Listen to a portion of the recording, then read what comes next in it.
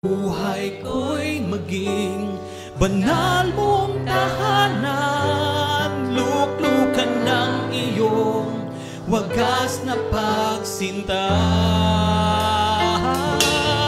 Daluyan ng walang hanggang mga papurit pagsamba. Maghari ka, O Diyos, ngayon at kailanman.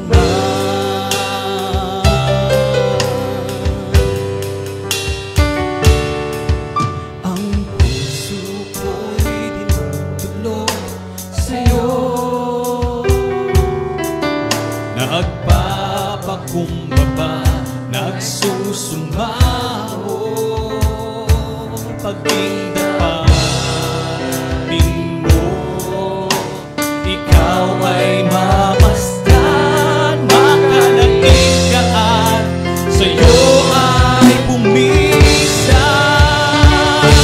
Luubin mo ang buhay ko'y maging banal mong tahanan, lulugan ng iyong wagas na pagsinta. Daluyan ng walang hanggang mga papurit pagsamba. Maghari ka, O Diyos, ngayon at kailanman. Luubin mo ang buhay ko'y maging banal mong tahanan, luklugan ng iyong wagas na pagsinta. Daluyan ng walang hanggang mga papurit pagsamba. Maghari ka, O Diyos, ngayon at kailanman. Maghari ka, O Diyos, ngayon at kailanman. Maghari ka, O Diyos, ngayon at kailanman.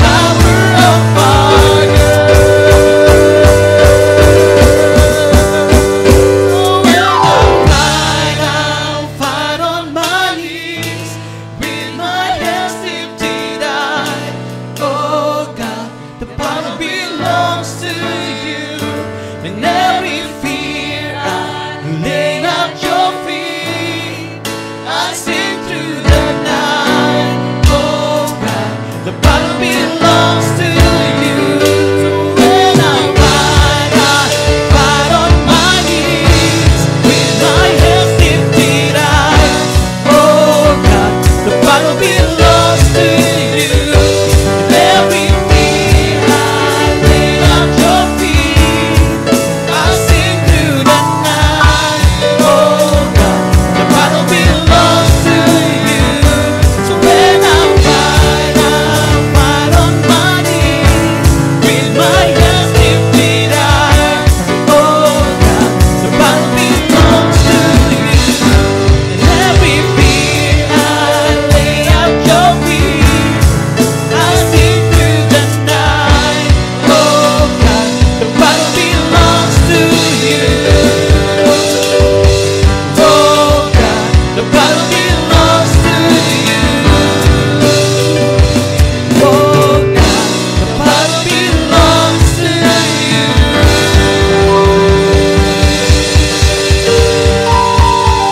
Hallelujah! Maraming Diyos, salamat nga po, Panginoon, kahit hanggang ngayon, nandiyan ka po at maraming beses na ipinaglalaban mo po kami.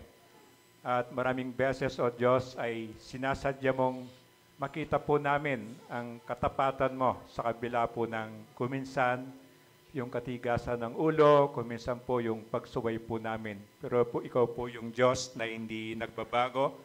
At salamat po, Diyos, na binigyan mo po kami ng kapanatagan sa puso po namin. Kahit ano pong mangyari, hindi mo po kami pababayaan.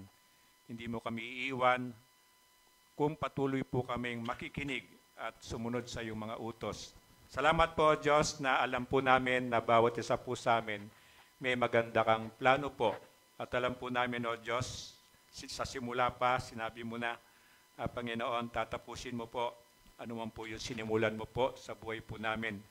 Hindi po dahil sa kagalingan, kalakasan po namin, kundi dahil sa kabutihan mo po, pagmamahal mo po sa amin. Kaya ngayong araw, O Diyos, nakikita mo po yung bawat dalahin po namin at nakikita mo po kung ano yung nasa puso po namin. Nawa, O Diyos, sangad po namin na ikaw po ay may task po namin sa umagang ito. Na, O Diyos, may magawa po kami, may makita ka sa puso po namin, Panginoon, na ikatutuwa mo po. At maawa ka po sa amin. Wala po kami talagang magagawa kundi mo po kami tutulungan. Ikaw lamang po yung takbuhan namin. Ikaw lamang po yung tunay na nakakaintindi po sa amin. Ikaw lamang po talaga ang tunay na hindi nagbabago, Panginoon. Kaya salamat po sa kasiguraduhan na nilalagay mo po sa puso po namin. Kaya ngayong umaga, O Diyos, gusto ka po naming itaas. Nawa, tulungan mo po kami na ibaba po namin ang sarili po namin. At bagkus, O Diyos, magpasakop po kami sa iyo sa pamamagitan po ng pakikinig ng iyong mga salita. Para sabihin mo po sa amin, hindi lang po yung mga instructions, kundi kahit po yung mga warning para hindi po kami mapahamak kasi nga po, mahal mo po kami. Kaya samahan mo po kami, ingatan mo po kami, nawa, O Diyos, ay makita po namin na mga spiritual mata po namin yung katotohanan na sinasabi mo noon pa. At marinig po ng spiritual na tenga po namin yung katotohanan na ikaw lamang po yung pinanggagalingan. Patawarin mo po kami, O Diyos, kung may mga nakikita kang karumihan, kasalanan sa mga puso po namin na pwedeng maging hadlang po para makarating sa langit ang aming panalangin at lalo na po, O Diyos, para maintindihan po namin ang sasabihin mo sa amin ngayong umaga. Salamat po, Diyos, dahil sabi nga ng kinanta namin, nauna ka na po sa amin. At may nangyari na po, wala pa po kaming ginagawa, may ginawa ka na po. Salamat po sa katotohanan ito na pwede po naming yakapin sa bawat minuto, bawat saglit ng buhay po namin. Pinagkakalob po namin sa iyo, O Diyos, ang puso't isipan po namin. Ikaw lamang po ang pwedeng magbukas nito. Ikaw lamang po ang pwedeng maglagay ng mga bagay na sabi mo nga kayamanan sa puso po namin at sa isipan po namin. Salamat po. Ito po yung dalangin ko sa pangalan ni Kristo. Amen and amen.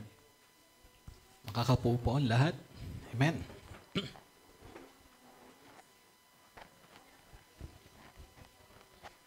Salamat, bro. Good morning. Good morning po sa inyo lahat. At ang sarap ng panahon, no? Ang sarap magkape.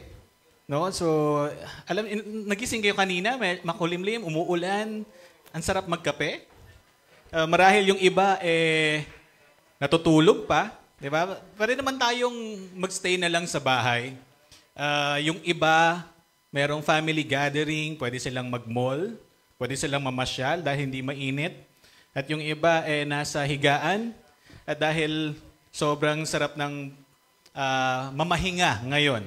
Pero natutuwa ako dahil marami pa rin sa inyo na nandito kahit maganon ng panahon. Amen? So, alam ng Diyos, pero ang mga anak ng Diyos ay nagtitipon para makinig ng kanyang salita. Amen? So, batiin niyo po yung katabi niyo. Sabihin mo, natutuwa ako, nandito ka. Sana matuwa ka rin na nandito ako. Amen? So, masaya ang lahat. Diba? Ang sarap umawit, magpuri sa Panginoon. Amen? At naiintindihan natin yung kinanta natin, the battle belongs to you. Kanino? Sa Panginoon. No matter how hard, kung gaano kahirap ang buhay sa mundong ito, pero ang lumalaban ay ang Panginoon para sa atin. Amen? And sabi nga ng Bible, di ba? It is finished. Ibig sabihin, nanalo na ang ating Panginoon. Nung siya ay pinako sa krus, siya ay nanalo na. So, pinanalo niya na ang laban para sa atin. Nang sa ganon, tayo ay maligtas. Amen? So, good morning po sa inyong lahat. At nandito po tayo sa Elijah Christian Fellowship. Meron po bang newcomers? May mga bago po ba? Meron isa. Meron daw isa. So, I hope, gaya ng sinasabi ng ating butihing pastor, tayo ay maging friendly church.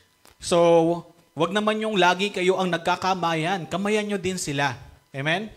So, may bago dito. Yung kasama ni Sister Ann. So, welcome po sa Elijah Christian Fellowship. Yan. Kala ko si Evjan. Sabi ko, muluma na yon si Evjan. Okay, so, nandito tayo sa The Book of Acts. Andito tayo yung mga pag-uusapan natin. At nandun ang main character si Bernabe at Saulo, na kung naaalala nyo, no? So, napakaganda ng ginagawa natin kasi series ito, nang sa ganon, maintindihan natin yung buong libro ng Acts. Remember sino ang nagsulat ng Book of Acts? Sino? Si Saulo. Very good. So, mga young people, alam nila to. And then, alam nila yung ilang books ang sinulat ni Saulo? 13 books. So, gusto niyo bang magpatayo pa tayo dito? Kung ilan, wag muna daw. So, next time na lang. Okay, so, ang last time na pinag-usapan natin ay si Jesus ang nagpapawalang sala sa mga makasalanan. Sino ang makasalanan? Tayo. Bakit? Paano niya tayo pinawalang sala? Sa pagbabayad ng kanyang ng dugo sa krus ng Calvary. Tama? So, nang sa ganon, binayaran niya ang lahat ng kasalanan natin. Kasi tayo ay bound to hell talaga. Tayong lahat, kung hindi ginawa ni Kristo iyon, ay lahat tayo ay mapupunta ng impyerno. Naniniwala po ba tayo doon? At alam natin na kahit anong gawa nating mabuti, hindi natin kayang bayaran yon. Tama po ba? Kahit sinasabi nyo na nagbibigay kayo sa mga naglilimos, nagtumutulong kayo sa gawain ng church, at sinasabi niyo mabuting tao kayo, hindi ito mababayaran ng mga mabuting gawa. Bakit? Ang sabi ng Biblia, hinalintulad ang ating mabuting gawa sa maduming basahan. Okay? So, wala tayong kayang ipagmalaki. Kaya, sino ang nagpawalang sala sa atin? Si Kristo lamang. So, si Kristo ang nagpapawalang sala. At ito yung napag-aralan natin last time. Si Jesus ang dulo ng kasaysayan. Remember, sa prophecy pa lang, Old Testament, sinasabi na merong Messiah na darating. Merong Messiah na darating. Pero, hindi siya tatanggapin ng mga tao. No? So, siya ay pahihirapan. Pero, siya ay pinako, namatay, on the third day, siya ay nabuhay muli. Kung bakit tayo nagtitipon-tipon dito? Dahil merong totoong Diyos na nabuhay muli. Amen? Kasi kung hindi siya nabuhay muli, sana hindi na tayo nagkakaganito. Hindi na tayo, siguro yung iba sa inyo natutulog na lang, yung iba siguro sa inyo ay nasa mall, No? So, yung iba sa inyo ay siguro nagsa-cellphone na lang din, nanonood ng Netflix, pero merong reason kung bakit tayo nagkakaganito, nagpupulong ng ganito. And si Jesus ang kaganapan ng mga propesiya. Ito yung sinabi natin kanina. Sa Old Testament, napakaraming propesiya. Tama po ba? Maraming prophets na pinopropesiya na si Jesus ay darating para iligtas ang sangkatauhan. And then, nandun sin ang Jesus, ang nagpapawalang sala sa mga makasalanan. So, ito yung title nila. Na tayo yung makasalanan. Kahit gaano tayo kayaman, kahit gaano tayo katalino, hindi natin kayang bayaran ang ating kasalanan. Amen?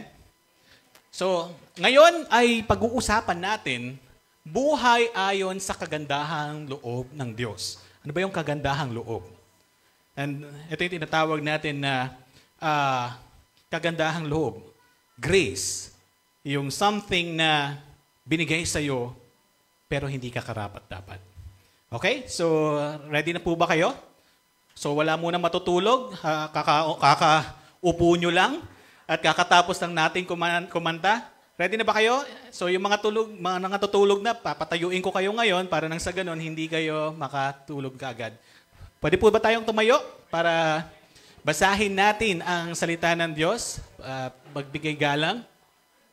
Sa 42, nang sina Pablo at Bernabe ay palabas na sa sinagoga, inanyayahan sila ng mga tao na magsalita muli tungkol sa mga bagay na ito sa susunod na araw ng pamamahinga.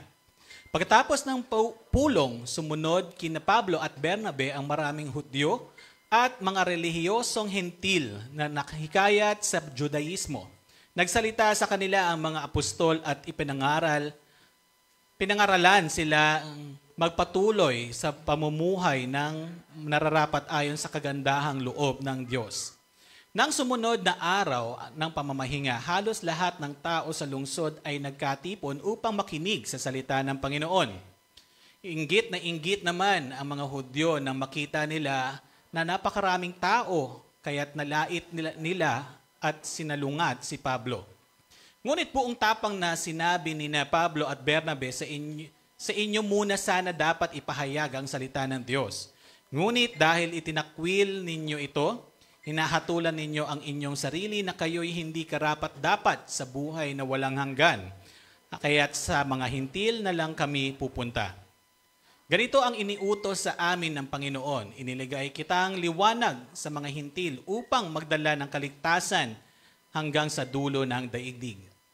Nang marinig ng mga hintil ang mga salitang iyon, sila'y nagalak at nagpuri sa salita ng Panginoon. At sumampalataya ang lahat ng hinirang para sa buhay na walang hanggan. Kaya't lumaganap sa buong lupain ang salita ng Panginoon. Ngunit ang mga pinuno ng lungsod at mga debotong babae na kilala sa lipunan ay sinulsulan ng mga Hudyo upang usigin sina Pablo at Bernabe at palayasin sa lupaing iyon. Kaya't ipinagpag ng dalawa ang alikabok sa kanilang mga paa bilang saksi laban sa mga taga-roon at sila'y nagpunta sa Iconio.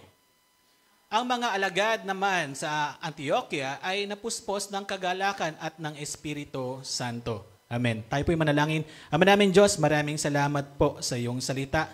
Tulungan mo nga po kami at ikaw po yung manguna, Lord God, because apart from you, kung hindi mo kami sasamahan, Panginoon, baliwala po itong pagpupulong po namin. Muli, Panginoon, ikaw po yung manguna, ikaw po yung makita po namin, Panginoon, at ikaw po yung kumonekta sa bawat puso ng bawat isa, Panginoon. Muli, Panginoon, maraming salamat sa kabutihan mo. Maraming salamat sa pagmamahal mo sa ngalan ni Kristo Jesus. Amen. Tayo po yung makakaupo. Okay, so inanayahan ko rin na samahan ako ng mga magulang sa mga anak po nila nang sa ganun hindi tayo na-interrupt. Okay po ba? So, gaya ng tanong ko kanina, ano nga ba ang kagandahang loob? Ang kagandahang loob, ito yung something na tinanggap natin o binigay sa atin nang hindi tayo nakararapat. Tama? Ang sahod ba ay kagandahang loob? Hindi. Bakit? Kung tayo ay nagtatrabaho, base sa, sino ba yung mga trabaho ngayon? Sino nagtatrabaho? Okay, so mga may trabaho. So, kung tayo ay nagtatrabaho ng 8 oras, nararapat lamang na bayaran tayo ng 8 oras. Tama? At kung tayo ay mag-overtime, depende kung ilang oras ang trinabaho mo or overtime mo, ito rin yung ibabayad sa atin. Okay? So, ito ay karapat-dapat ka lamang na bayaran. Pero ang sinasabi dito, ang kagandahang loob ay wala kang ginawa or hindi ka karapat-dapat, pero binigay sa atin. Amen? So, ito yung sinasabing kagandahang loob dito. And, sabi nga, nung nandun sila, babalikan lang natin ng konti. Nung nandun sila sa Antioquia, Syria, merong 5 pinuno, tama? Kabilang dito si Paul and Barnabas.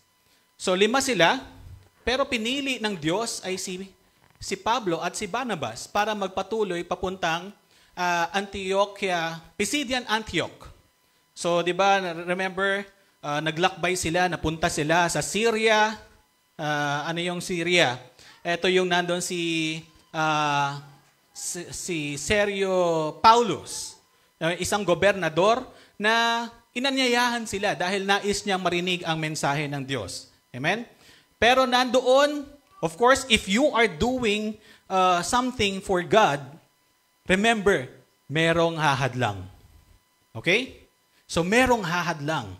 Merong magiging problema. At doon nila nakasalubong o nandoon naalala nyo si Bar Jesus. Bar Jesus. Anong ibig sabihin ng Bar Jesus? Ang ibig sabihin ng kanyang pangalan ay Son of Salvation. Pero itong si Bar Jesus ay alam natin na siya ay isang mangkukulam. Isa siyang bulaang propeta. So hindi bagay sa kanya yung pangalan niya. Tama? So pilit niyang nililihis si Sergio Paulus nang sa ganun hindi makapunta sila Bernabe at si Pablo kay Sergio Paulus. Kasi nais na malaman ni Sergio Paulus ano yung mensahe na hatid ni Pablo. Okay, so alam natin ang istorya, nandoon ay binulag ng Panginoon si Bar Jesus, pansamantala, at napalitan ng kanyang pangalan na instead of Bar Jesus ay naging Elimas. Tama? Elimas. Anong ibig sabihin ng Elimas? Siya ay mangkukulam. Mangkukulam. Okay, so ito, tugma na talaga sa gawin niya. Okay? So, ngayon, after noon, pumunta na sila sa Pisidian Antioch, kung saan ay sila ay nabigyan ng pagkakataon na magsalita sa sinagoga. Ano yung sinagoga? Ang synagogue ay parang ganito, nagtitipon ng mga tao at nakikinig ng salita, mga nagsasalita doon. So okay, so kung sino marunong magsalita o sino magaling magsalita, maghayag ng mga, ang tawag dito, makakapagpalakas ng loob, pwedeng magsalita doon. Unlike sa atin, there are trainings. For example, ayan, si pastor may hawak na listahan yan kasi yung mga maliko, ililista yan. May training dito. Okay? So, hindi tayo basta-basta. Kung hindi porket magaling ka magsalita, pwede ka na magsalita rito. No? Unlike doon sa sinagoga. So, sa sinagoga, nabigyan si Pablo na magsalita o maghayag ng salita ng Diyos. Remember, this is the first journey, missionary journey ni Pablo. And then siya ay nagsalita doon at maraming natuwa. Amen? Naalala natin? Remember, ang kabisado lang nila noon ay ang Old Testament. Kasi bakit? Wala pa silang New Testament that time. No? Tayo meron na. Nakikita na natin sila. Kasi sila yung nasa New Testament. And sa Old Testament, ito nandito, di ba? Remember, nabanggit niya sino? Nabanggit niya si Samuel, Prophet Samuel. Nabanggit niya rin si Saulo. Bakit? Si Prophet Samuel, pag si Samuel ay sila yung mga matataas na tao during that time. And sabi ng mga tao during that time, di ba? Wala namang sumusunod sa yapak mo, Samuel Bigyan mo na lang kami ng hari. Kaya nandoon si Saul, King Saul. Okay? So si King Saul, naging hari siya, pero dahil sa disobedience niya sa Panginoon, pinalitan siya ni Haring David. Na-refresh tayo?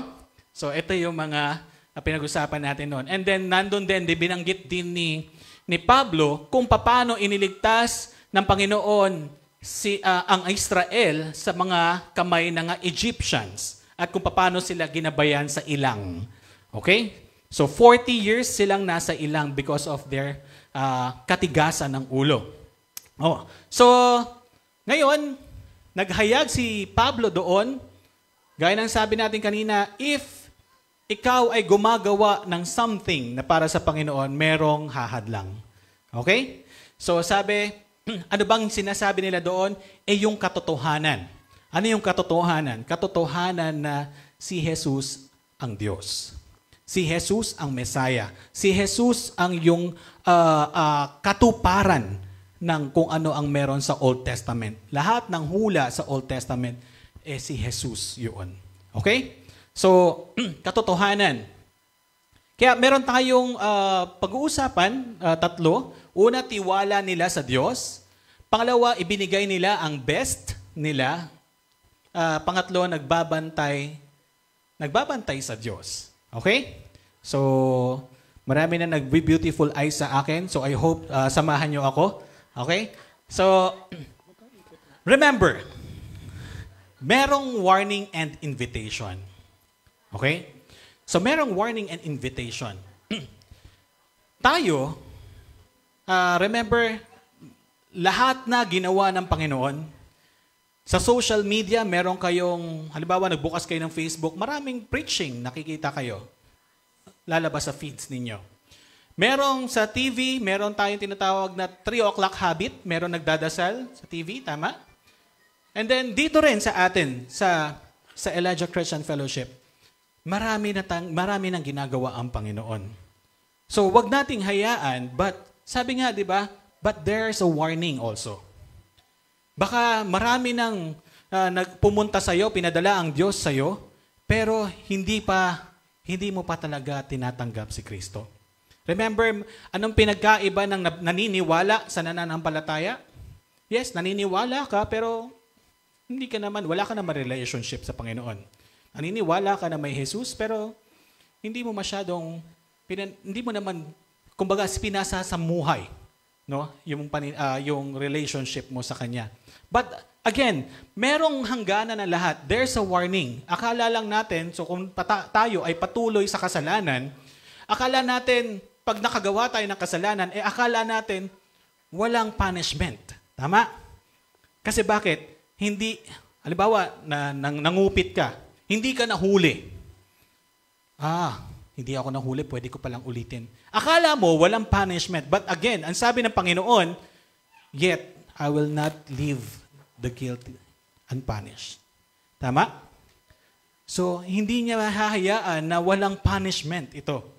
Okay? So, wag natin hayaan na pagdating ng panahon na nais mo nang magbasa ng Biblia, nais mo nang makinig ng salita ng Diyos, pero hindi mo na maintindihan. Bakit? Merong hangganan. Merong warning ang Panginoon. Amen? So, ano ba yung dapat natin maintindihan? Yung gospel, yung salita ng Diyos. Ano ba yung gospel na tinatawag? Naalala natin last time, no? May pinatayo si Pastor Tito na ni-recite yung gospel. G is for God created us to be with Him.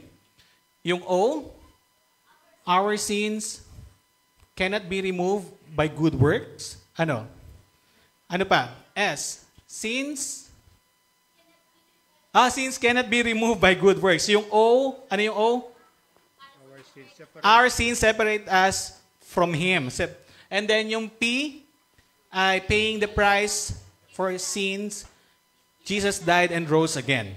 And then yung E, everyone who trusts in Him has eternal life. Yung L, life with Jesus starts now and lasts forever. So I hope lahat tayo alam natin to, no? So meron bang magulang na alam na to? At magpapatayo na yun ng isa dito? at walang nagtaas ng kamay, syempre. Okay, so we encourage you na gawin din natin to, alamin natin to. And then, siguro yung isang young people, i-repost ito sa ECF Center. Nang sa ganun, alam din ng mga magulang natin. Amen? Okay. So, sa Matthew 10:34, sabi dito, huwag ninyong isiping naparito ako upang magdala ng kapayapaan sa lupa. Naparito ako upang magdala ng tabak, hindi kapayapaan. Remember, sinasabi ito ng Diyos sa mga apostol niya because bakit? Maraming pa rin hindi maniniwala. Merong mga maniniwala, pero meron ding mga hindi maniniwala. So, nagkakaroon ng separation. So, and then, sabi, ano bang reason? Ano ba talaga ang nais na mangyari? Makilala ang Diyos, of course. Sino ba ang Diyos talaga sa atin? Tama? O meron pa ba tayong ibang Diyos na sinasamba bukod kay Kristo? No? So, sino nga ba siya? Ito na yung you are going to build a relationship. Bakit? Sino nga ba talaga si Kristo? And then, ano siya at ano ang sabi niya? Okay? O baka akala lang natin si Jesus ay parang, alam mo yung lucky charm, na pagka, kay tama lang na meron akong Kristo. Nang sa ganun, swertihin ako sa mga ginagawa ko. Ito ba yung relationship na meron tayo sa Kanya? O akala lang natin si Kristo ay history lang.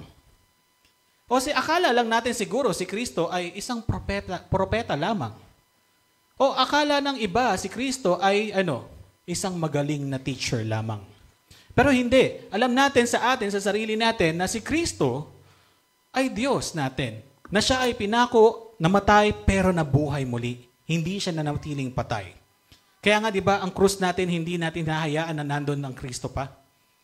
Kasi sa atin, ang paniniwala natin, si Kristo ay hindi nanatili sa krus. Siya ay nabuhay muli. So, ang Kristo natin, at alam natin kung anong mga sinabi niya. Because if you have relationship sa ating Panginoon, alam natin kung ano yung sinasabi niya sa atin. And, di ba, ang communication ng isang may relationship o magnobya at nobya, dual yun. So, syempre, communication, may sinasabi siya, meron kang sinasabi din. Pinakikinggan mo siya, pinakikinggan ka rin niya.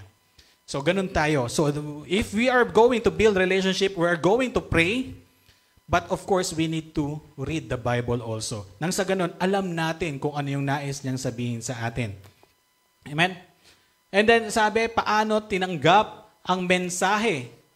Sila ay natuwa, sila ay nagpatuloy, sila ay naniwala, sila ay nag-react. O, puro ano yan? N. No? So, ngayon, titignan natin kung anong nangyari sa kanila doon sa Pisidian Antioch. So sabi sa number 1, sila ay natuwa. 42, nang sina Pablo at Bernabe ay palabas na sa sinagoga, inanyayaan sila ng mga tao na magsalita muli tungkol sa mga bagay na ito sa susunod na araw ng pamamahinga. So natuwa ang mga tao nung sila ay nagsalita. Amen? So kaya inanyayahan silang muli na magsalita sa susunod na araw ng pamamahinga. Kasi alam mo yon, natuwa sila dahil sinabi sa kanila yung sa Old Testament, ibig sabihin sila ay nanampalataya. Okay? So sabi sa pangalawa, sila ay nagpatuloy. Pagkatapos ng pulong, sumunod kina Pablo at Bernabe ang mga maraming Hudyo at ang relihiyosong hintil na nahikayat sa Judaismo. Nagsalita sa kanila ang mga apostol at pinangaralan silang magpatuloy sa pamumuhay ng nararapat ayon sa kagandahang loob ng Diyos. So, patuloy silang sumunod dun sa dalawa, kay Bernabe at Pablo. And then, dito masasabi natin, pwedeng sila ay naniwala, nananampalataya na, pwedeng sila ay ligtas na, pwedeng sila ay may, buhay na walang hanggan. Okay? So, pero ang sabi din sa pangatlo, sila ay naniniwala. Nagsalita sa kanila ang mga apostol at pinangaralan silang magpatuloy sa pamumuhay ng nararapat ayon sa kagandahang loob ng Diyos. So, ano yung tinuturo natin, di ba? Ikaw ay nakarinig. naniwala at nanatili. Naaalala niyo yun? So if narinig mo na ang mensahe ng Panginoon at ikaw ay naniwala, dapat nandun yung pananatili natin. So, naniniwala ako, marami na dito na una pa lang nakarinig na at nandito pa rin ngayon. So, maraming nananatili. Amen? Kaya, bakit? Ang sabi sa John 2:19, kahit na sila'y mga dati nating kasamahan, ang mga taong iyon ay hindi natin tunay na kasama.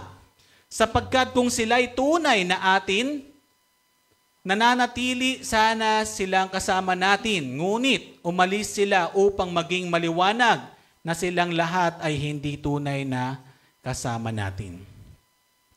So if you want to check the person, sabi nga nila, based on result, makikilala mong tao. So, malalaman natin kung sino talaga ang kaisa sa atin. Amen? And then malalaman natin kung siya ay kaisa sa atin, sabi nga hindi dapat siya maging balakid. Dapat siya ay tutulong na sa gawain. Nang sa ganon, maipahayag natin ang salita ng Diyos. Amen? So, ito ay magiging katulong natin. Dahil sabi din sa John 8:31, sinabi naman ni Jesus sa mga Hudyong naniniwala sa Kanya, kung patuloy kayong susunod sa aking turo, kayo nga'y tunay na mga alagad ko. Amen? Kung tayo'y mananatili at patuloy na nasusunod sa Kanya. Kung sinong sumusunod sa Kanya, sabi niya, kayo'y magiging alagad ko. And then if we are a Christian talaga, real Christian, i-anticipate ninyo na merong persecution. Marahil yung iba pahihirapan, marahil yung iba ay hindi na, isasantabi na lang, hindi napapansinin. No? So, di ba, sa mga dating mga magkakainuman, wag na nating imbitahin yan si brother kasi hallelujah na yan eh. Tama? Wag na nating imbitahin yan kasi hindi na yan makaka-jive sa atin. No? So, sino nakaka-relate doon? Oy, dati kong uminom. So, di ba, naiano na tayo, naiisang tabi na tayo. But it's okay. Bakit? Pinili nating sumunod sa Panginoon. Amen? So, sa atin, sabi nga, naalala ko yung kwento ni Pastor kahapon. Kung ikaw ay nagtuturo talaga ng salita ng Diyos, doon sila sa step. Ano yung step? Dito sa Rojas Boulevard ba yun? Diba? Nagba-Bible study sila dyan. And, of course, merong dumadaan dyan yung bus ng tourist bus. Yung conductor nun, laging nandoon, no? Laging nandoon at nakakarinig. Pero one time, lumapit sa kanya yung conductor. At binantaan ng ating pastor. Na hindi mo ba ako kilala? Sabi niya, papatayin kita. At marahil kahit yung buhay natin ay maiisa sa alang-alang natin kung tayo ay patuloy na susunod sa Panginoon. No? So, nandun yung takot, of course, ni Pastor Ed, pero kung tayo ang nandoon, anong gagawin kaya natin? Are we going to stop? No. The same kay Pastor Ed, nagpatuloy siya, pero yung kaba nandun. But, isipin niyo to, anong nangyari. One time, naglalakad ulit si Pastor Ed doon. Hindi siya tumigil eh. Nakasalubong niya ulit itong tourist bus na to. At bumaba, lumapit sa kanya yung konduktor. Humingi ng tawad sa kanya. Amen? Sino may gawa nun? Ang Diyos. Gaya ng panalangin ni Pastor kanina, hindi namin kayang buksan ang puso ninyo. Kahit anong galing na nagsasalita dito, hindi kayang buksan ang puso ninyo. Ang kaya lang magbukas ng puso natin ay ang Diyos. Amen? Amen. And then sabi sa Galatians, malaya na tayo dahil pinalaya tayo ni Kristo. Sino pa bang nakagapos dito? Sino pa bang nakakulong dito? Pinalaya na tayo, kaya magpakatatag kayo at huwag nang paalipin pang muli. Saan ba tayo alipin? Sa pera? Kayamanan? No? Sa mga kasalanan? Pambababae? Pagsusugal? Sa mga maduming kaisipan? Sa maling gawi natin? O sa mga Diyos-Diyosan? So, saan ba tayo nakaposas pa? Saan pa ba tayo nakagapos pa? Pero ang sabi ng Diyos, pinalayo ako na kayo. Huwag na kayong magpapaalipin pang muli. Amen? So, ang Diyos ang nagpapatawad, siya ang nagpapakawala sa atin. Siya ang nagkakalag ng gapos sa atin. Marahil sa inyo, yung iba sa inyo ay hindi pa laya o sa pagkakagapos sa iba't ibang aspeto ng karakteristik ng tao. Pero meron tayong Diyos na nagpapalaya. Amen? Kung tayo ay mananalangin at magpapakumbaba sa Kanya, Panginoon, hindi ko kaya to eh. Lord, hindi ko kayang maisuko sa iyo eh. Yung bisyo ko, yung pagdodroga ko, hindi ko kayang isuko sa iyo, Lord. Pero kung ikaw ang kikilos sa akin, wala pong imposible sa iyo. Amen? Kahit ano pa yan, kahit ano pa yung suliranin natin sa buhay, but with God, kaya tayong ayusin ng Panginoon. Bakit? Siya ang creator natin eh. Amen? Alam niya kung paano tayo aayusin. Marami nagsasabi, pwede ba? Next time na ako pupunta ng ECF.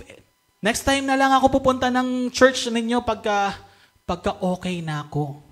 It doesn't make sense. Bakit?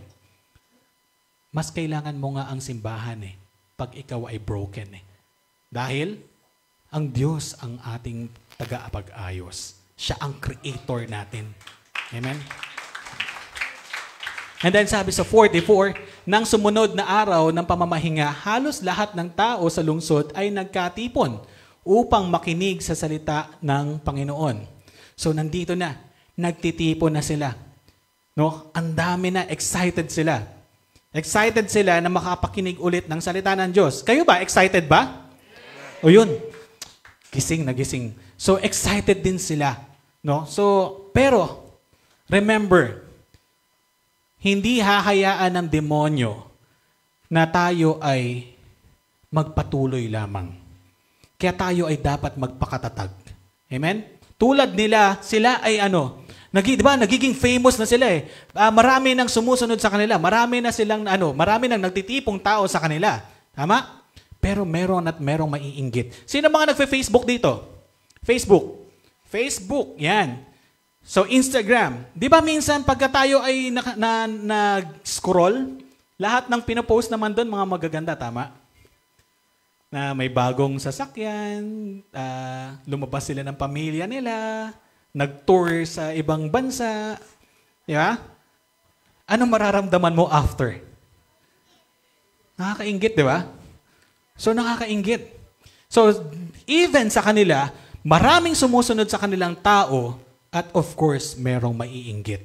Amen? So sabi, inggit naman ang mga Hudyo nang makita nila ang napakaraming tao, kaya't nilait nila at sinalungat si Pablo.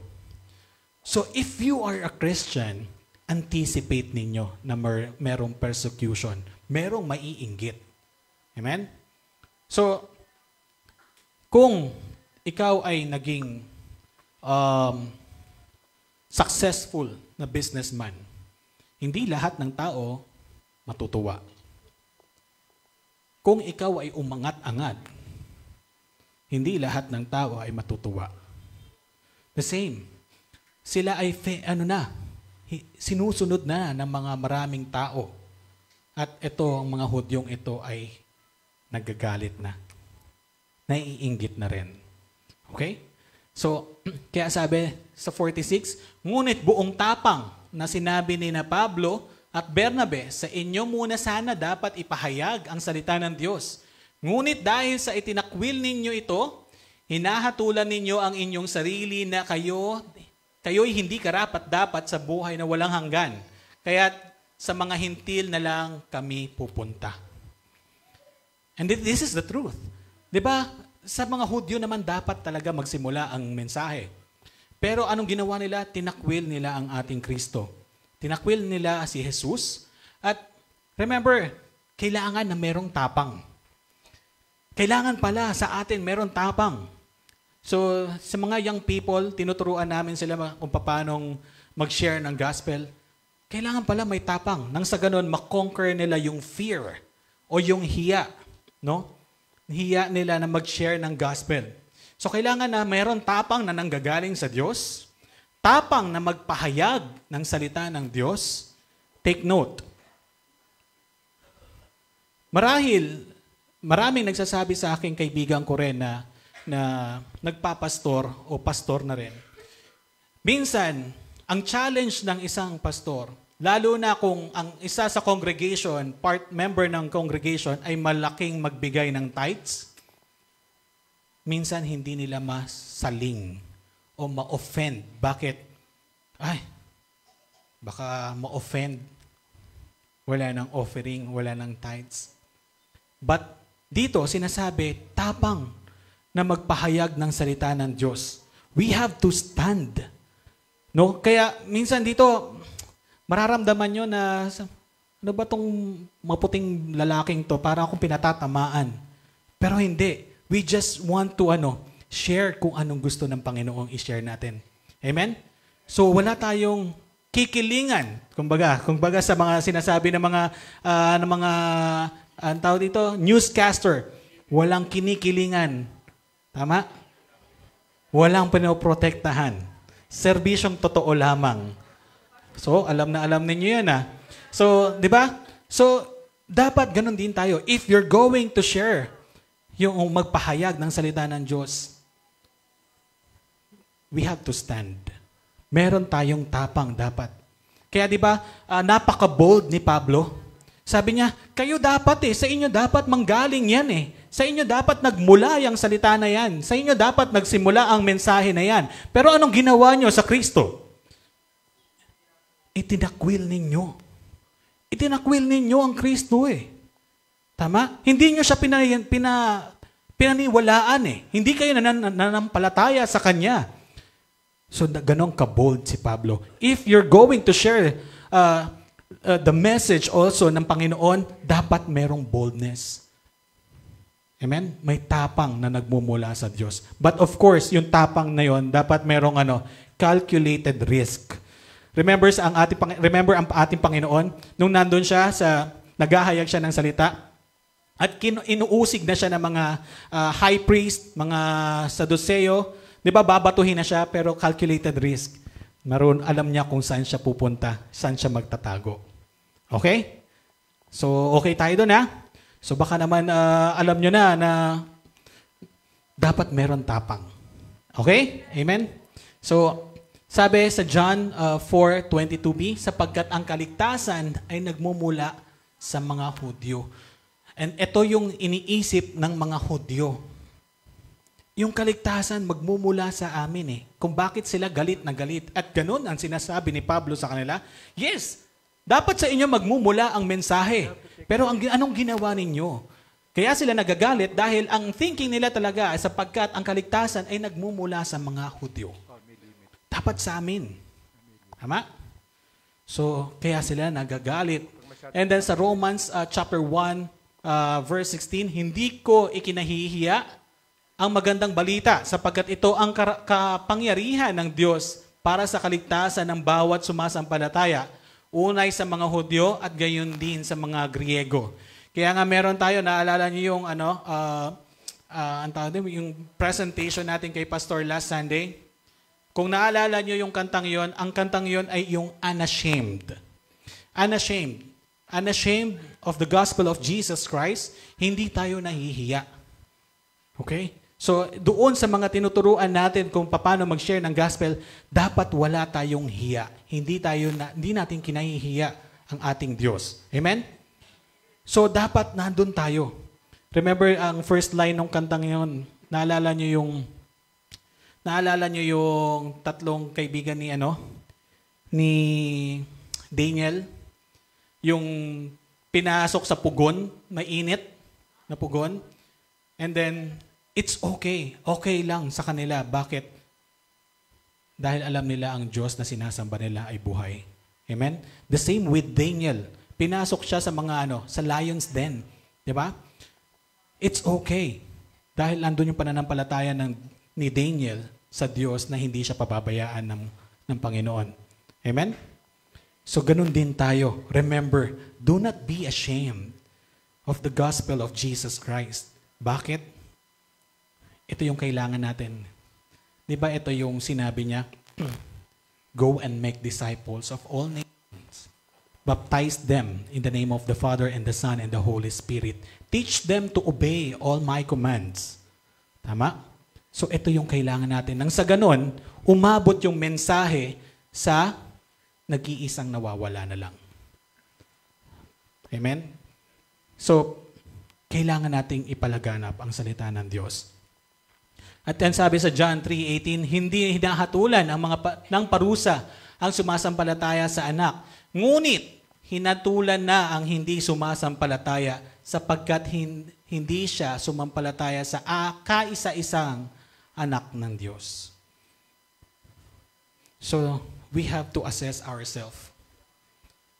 Kailangan i-check natin yung sarili natin. Magkaroon tayo ng self-assessment. Nasa na ba ang relationship natin sa Panginoon? Tayo ba ay nandito para lang ba makita natin ang ating mga kaibigan? Tayo ba ay nandito para Para lang makita natin ang amigo-amiga natin? O tayo ay nandito dahil iniisip natin na tama lang naman na meron tayong sinisimbahang simbahan every Sunday? O dahil nandito tayo dahil ine-expect natin na merong sasabihin ng ang Diyos sa atin. Amen? Dahil nandun yung relationship natin sa Diyos. Saturday pa lang, excited ka na. Saturday pa lang, pine-prepare mo na ang lahat. Saturday pa lang, excited ka na kung ano yung sasabihin sa iyo ng Diyos. Nasaan ba tayo doon? Ano ba ang relasyon na natin kay Kristo? Amen? Tayo ba ay hindi na hinatulan? O nandun tayo sa pagganon-ganon pa? So we have to assess ourselves. And then sabi sa 47, ganito ang iniutos sa amin ng Panginoon. Inilagay kitang liwanag sa mga hintil upang magdala ng kaligtasan hanggang sa dulo ng daigdig. Actually, ang kino-quote ni Pablo dito ay yung Isaiah 49:6. No? Kasi ang sabi doon ay darating si Kristo upang maging liwanag at magbigay kaligtasan hanggang sa dulo ng daigdig. Ito yung sinasabi ni Pablo dito. Yan. And then sabi, nang marinig ng mga hintil ang mga salitang iyon, sila'y nagalak at nagpuri sa salita ng Panginoon at sumampalataya ang lahat ng hinirang para sa buhay na walang hanggan. So lahat sila. So itong mga hintil na ito ay nanampalataya sa salita ng Diyos. Sila ay natuwa, sila ay naggalak dahil dun sa mga sinabi nila Pablo and Bernabe. Pero sabi nga sa Revelation 13:8, sasamba sa kanya ang lahat ng nabubuhay sa ibabaw ng lupa, maliban sa mga taong mga pangalan ay nakasulat sa aklat ng buhay bago palikhain ang sanlibutan. Ang aklat na ito, pag-aari ng korderong pinatay. And then alam natin kung sino yung korderong ito na tinutukoy. Ito si Jesus. Ito ang ating Diyos na si Jesus. At alam natin si Jesus, kaya tayo nananalangin. Every time nananalangin tayo, bago magtapos ang panalangin natin, ito ang binabanggit natin. At lahat ng itong panalangin natin ay pinapanalangin sa pangalan ni Kristo Jesus. Okay? So, dahil doon sa kordero na pinatay. And then, kaya lumaganap sa buong lupain ang salita ng Diyos, ng salita ng Panginoon. So, there's a power with the word. Amen? Gaya ng sabi natin kanina dito, hindi ang mga tao ang makakapagpabago sa kapwa niya tao. Pero ang salita ng Diyos ay buhay na kayang magbago ng karakter ng isang tao. And then makikita nyo ito kung merong transformation doon sa taong iyon. Amen? So merong pagbabago. And then ang salita ng Diyos ay merong power. Kaya lagi tayo magbabasa ng Biblia. Amen? Sabi, ang evangelism, ito yon. Okay lang na merong mga testimonial. Sometimes if you're going to evangelize, merong testimony. Pero it should be full of Word of God. Gaya ng sabi natin kanina, dahil nandun yung kapangyarihan sa salita ng Diyos. Kaya napapansin nyo, dito hindi tayo masyadong nagkukwento. Hindi tayo masyadong nag-share ng testimony. Ang lagi nating sinasabi ay ang salita ng Diyos. Amen? Dahil nandun yung kapangyarihan. So, hindi dahil sa mga testimony. Yes, hindi ko sinasabi na masama ang mga testimonies dahil ang tawag dito ay pwede makapagpalakas ng loob kung paano na kumilos ang Diyos sa buhay ng tao. Pero ang sinasabi natin ay mas malaki at mas marami dapat ang sinasabi natin mula sa Biblia. Amen? Dahil andun yung kapangyarihan. So, I hope hindi natin pakakawalan yung salita ng Diyos. So lagi nating iisipin na, di ba, lagi nating kinakanta, there is power in the name of Jesus. Tama? Naalala niyo yung kantang yon? There is power in the name of Jesus. Anong susunod? Hindi ko na alam yung susunod. Okay, so lagi natin iisipin na nandun yung kapangyarihan sa salita ng Diyos. Kaya sabi sa 50, ngunit ang mga pinuno ng lungsod at ang mga debotong babae na kilala sa lipunan ay sinulsulan ng mga Hudyo upang usigin sina Pablo at Bernabe at palayasin sa lupaing iyon. Remember, these are the influencers. Okay, so sila ay sinulsulan para palayasin sila Bernabe. Gaya ng sabi natin, kung ikaw ay gumagawa ng something na ikatutuwa ng Diyos o para sa Diyos, merong problema. Kaya di ba sabi, come follow me and take up your cross. Hindi yung, sabi ng Panginoon, susunod ka ba talaga? Wala akong bahay, wala akong sariling tirahan, uusigin ka. Minsan, papatayin ka pa nga eh. Remember, anong nangyari sa mga apostles? Merong crucify na nakatiwarik. Tama? So, i-check natin, tayo ba? Susunod pa rin ba tayo? So, tayo ba ay magpapatuloy pa rin ba? Amen? So, we have to check ourselves. And then sa pang-apat, sila ay nag-react. Sorry, may typo error lang. Sila ay nag-react. Anong sabi? Kaya ipinagpag ng dalawa ang alikabok sa kanilang mga paa bilang saksi laban sa mga taga-roon at sila'y nagpunta sa Iconio. Naalala nyo to? Sabi di ba ng Bible, kung hindi ka tinanggap sa lungsod na yon o sa isang bahay, ipagpag mo ang iyong sandalyas. Nang sa ganun, walang maiwang glory ng Panginoon doon sa bahay na yon. Tama? And then the same, kung anong ginawa ni Pablo at Bernabe, pinagpag nila ang kanilang mga paa. Paa. Nang sa ganun, walang maiwang glory. Pero sabi dito, ang mga alagad naman sa Antioquia ay napuspos ng kagalakan at ng Espiritu Santo. Amen? So tuwang-tuwa pa rin sila. Merong nangyari doon sa mga tumanggap. So sila ay napuspos ng Espiritu Santo. Kagalakan at ng Espiritu Santo. So, and then ganun din tayo. Pag tayo ay napuspos, nandun yung kagalakan, nandun yung fulfillment. Amen? Hindi na tayo naghahangad pa kung anong binigay sa atin ng Panginoon. sakto na sa atin yun. Fulfilled na tayo. Amen? Hindi tayo tulad ng iba na meron pa rin hinahanap. Itong bangko ko, kulang na, meron na akong 1 million. Next year, kailangan 2 million na to. Next year, kailangan, di ba? Nawawala na yung satisfaction.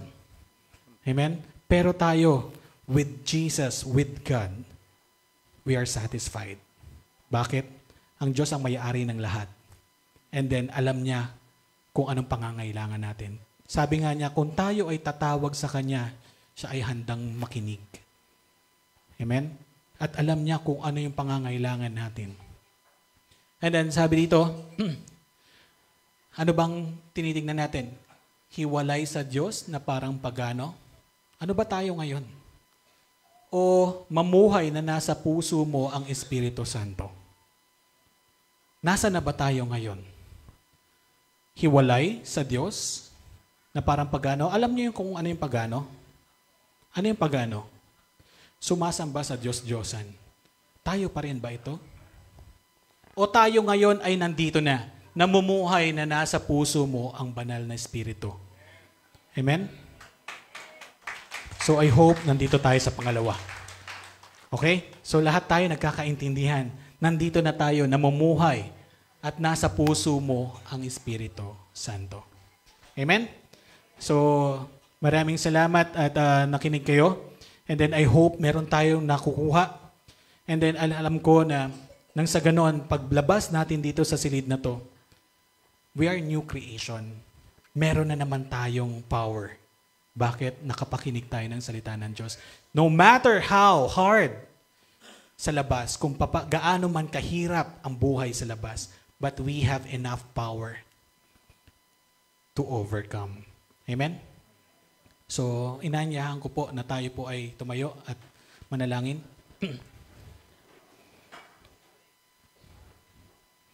Ama namin Diyos, maraming salamat pong muli, Panginoon, sa iyong mensahe. Lord, maraming salamat po dahil nalalaman po namin, Panginoon, kung paano mo kami inabot. Lahat po, Panginoon, ginawa mo na po sa amin, Panginoon. Doon pa lamang po sa krus ng Kalbaryo, Panginoon, niligtas mo na po kami. Binigay mo na po sa amin ang kagandahang loob, Panginoon, na hindi kami karapat-dapat, Panginoon, na tanggapin ito, pero binigay mo pa rin po sa amin. Lord, dalangin po namin na ipamuhay po namin, Panginoon, ang iyong salita. Makita po kami sa labas, Panginoon, na nakikita si Kristo sa amin. Tulungan mo po kami, Panginoon, na patuloy kaming sumunod sa iyo, Panginoon. And apart from you, Panginoon, hindi po namin kaya. Tulungan mo kaming makawala sa gapos po namin. Gapos ng kasalanan, Panginoon. Gapos ng bisyo, Panginoon, ng droga, ng kahit ano pa, Panginoon. Lahat ng mali, lahat ng kasalanan sa paningin mo, Panginoon. Lord, kung kami lamang po ay magre-rely sa sarili po namin, Lord God, hindi po namin kakayanin. But with you, Lord Jesus, alam po namin, Panginoon, na kaya mo po kaming tulungan. Tulungan mo po kami na palayain, Panginoon. Gaya ng iyong salita, Panginoon, sinabi mo na pinalaya mo na kami. At naniniwala kami, Panginoon, na patuloy ka namin kasama, Panginoon, na hindi na kami babalik sa pagkakagapos. Lord, dalangin ko po, Panginoon, na samahan mo po kami lagi dahil mahina po kami. Lord, dalangin po namin, Panginoon, na tulungan mo kami lagi dahil hindi namin kaya mag-rely sa sarili po namin. Ikaw nga po, Panginoon, ang humawak po sa amin dahil kung kami po ang hahawak sa iyo, Lord, may tendency makabitaw po kami. Lord, minsan pa, dalangin ko po, Panginoon, hindi lang po kami, Panginoon, even yung family po namin. Meron kami mga pamilya na dumadanas ng sakit, dumadanas ng paghihirap, dumadanas ng kapighatian, Panginoon. Pero, Panginoon, alam po namin, Panginoon, na kaya mo po silang abutin. Panginoon, dalangin ko po, Panginoon, na hindi mo po kami iwanan. Dalahin po namin ang iyong presensya, Panginoon. Samahan lamang po kami. Muli, Panginoon, maraming salamat po dahil nandito kami, Panginoon. Nandito kami sa bansang hindi pinagbabawal ang iyong salita. Maraming salamat, Panginoon, dahil meron po kaming silid na nagagamit, Panginoon, para magtipon, Panginoon, at na marinig po namin ang iyong salita. Marami po kaming bagay, Panginoon, na dapat ipagpasalamat na tila baga ay minsan ay nakakalimutan namin o nakakaligtaan namin, Panginoon. Pero yung paggising lamang po namin sa umaga, Panginoon, ay napakalaking blessing na po nito, Panginoon, sa amin. Maraming salamat po, Panginoon. Maraming salamat po sa kabutihan mo. Ni minsan hindi ka po nagkukulang. Maraming salamat po dahil alam po namin na meron ka pa pong plano po sa amin. Maraming salamat sa kabutihan mo. Sa ngalan ni Kristo Jesus. Amen. Amen. Makakaupo po ang lahat.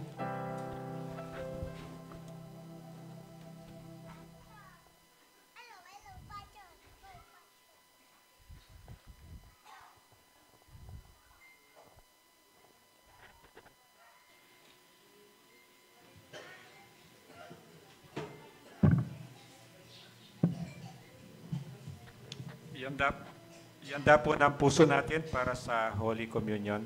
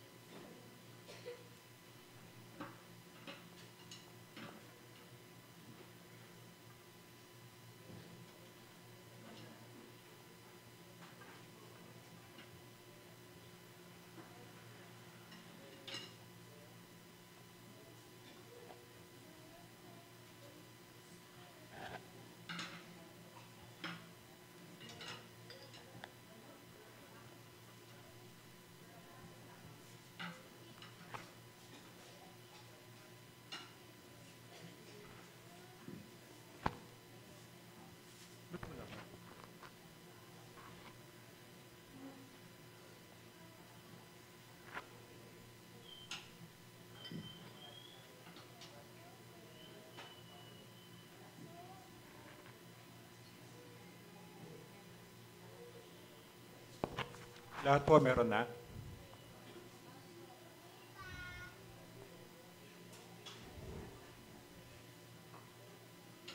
So kung merong kasalanan na hindi naikumpisal, bago mag-communion po, it's proper na ihingi ng tawad.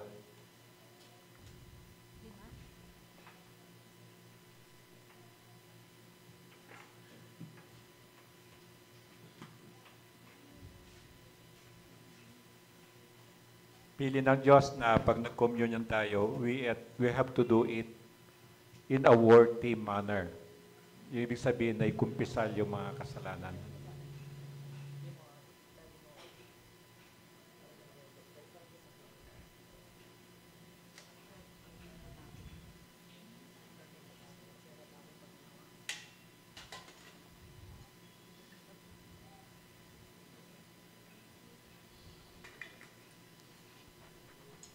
Pakitas po yung tinapay at sumunod kayo sa akin. Panginoong Yesus, tunay nga po na napakabuti mo sa akin.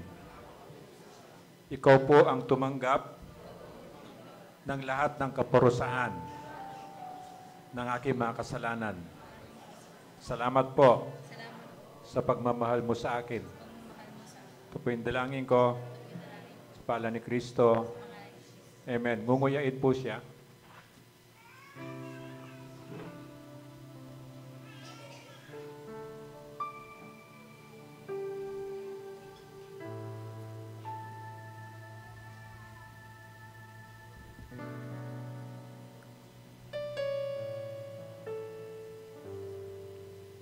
Itaas po yung cup. Panginoong Yesus, salamat po sa buhay mo na siya pong pinantubos mo sa aking mga kasalanan. Salamat po sa dugo mo na siyang naghugas ng lahat ng karumihan ko.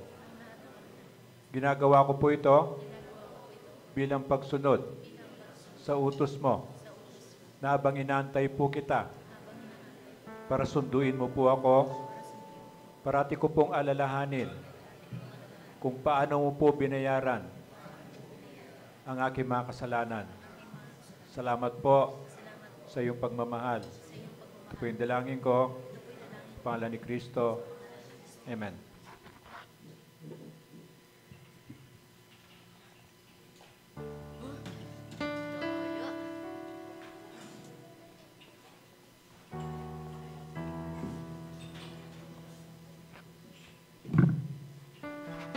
Salamat din sa Diyos sa pagkakataon na may balik natin sa Kanya ang portion ng pagpapala niya sa atin sa pamamagitan ng ating tithes and offering. Sabi niya sa Hebrews 9:14, higit ang nagagawa ng dugo ni Kristo. Sa pamamagitan ng walang hanggang Espiritu, inialay niya sa Diyos ang Kanyang sarili bilang handog na walang kapintasan.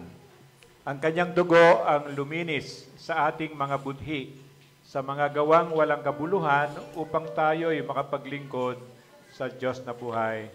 Amen.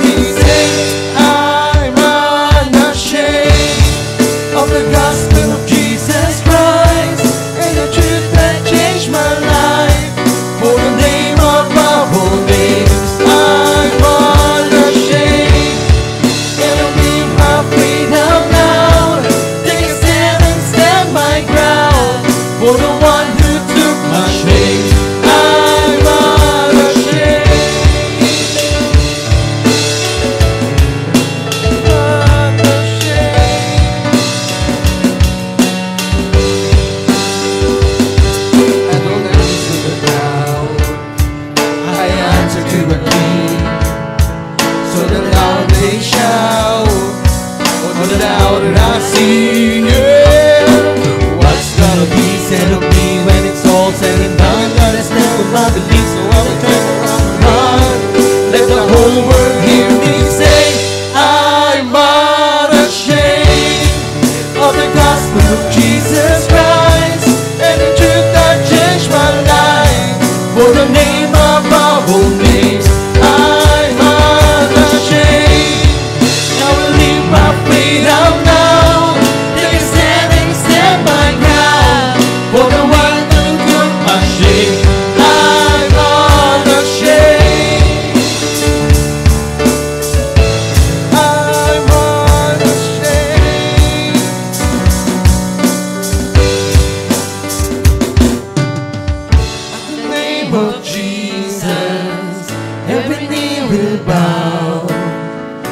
every time confess. So let's start right now. Before you all come back, Lord, before the rocks dry out, I will lift my praise. Let it start right now. I'm unashamed of the gospel of Jesus Christ and the truth that changed my life. For the name above all names, I'm unashamed. I will leave my faith out loud and stand and stand my ground.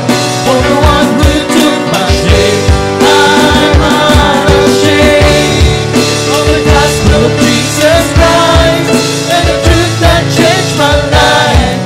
For the name above all names, I'm unashamed. I will give my faith out loud and stand my ground. For the one who took my shame, I'm unashamed.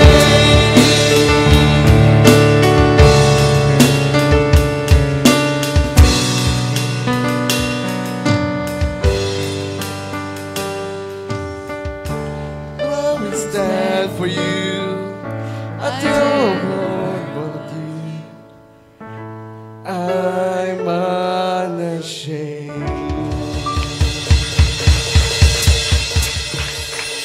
So, pwede pong upo muna para makita lang natin yung first timer natin.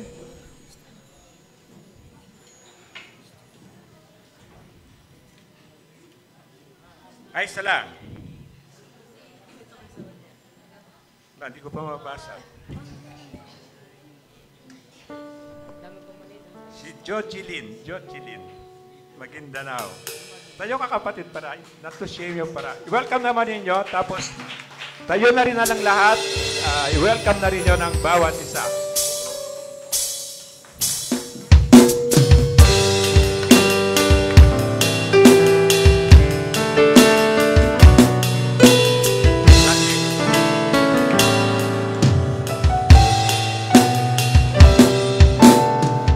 Come to the family, glad that you have come to share your life with us as we grow in love. May we always speak to you what God would have us be, and plan we always dare to be strong and to lean on. Tayo po'y manalangin. Ama, tunay nga po na napaka-special po namin sa iyo. Tunay nga po, O Diyos, na hindi ka tumitigil. At tatapusin mo po ano man po yung sinimulan mo po sa amin. At salamat po, hindi mo lang kami binibigyan ng tapang, kundi yun na nga po yung kinata namin. Hindi ka po namin ikinakahiya.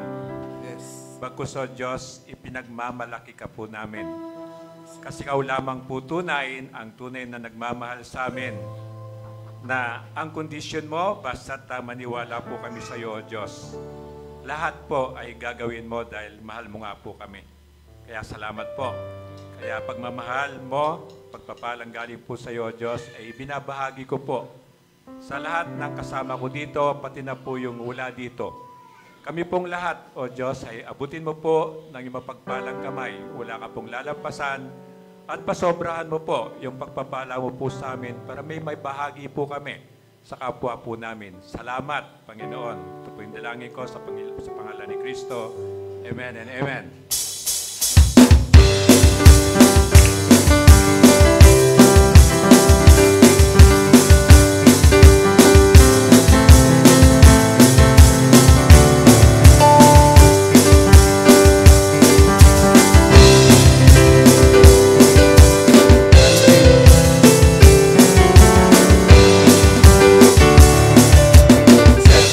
On the brow, it says, "Oh, Christ, my King."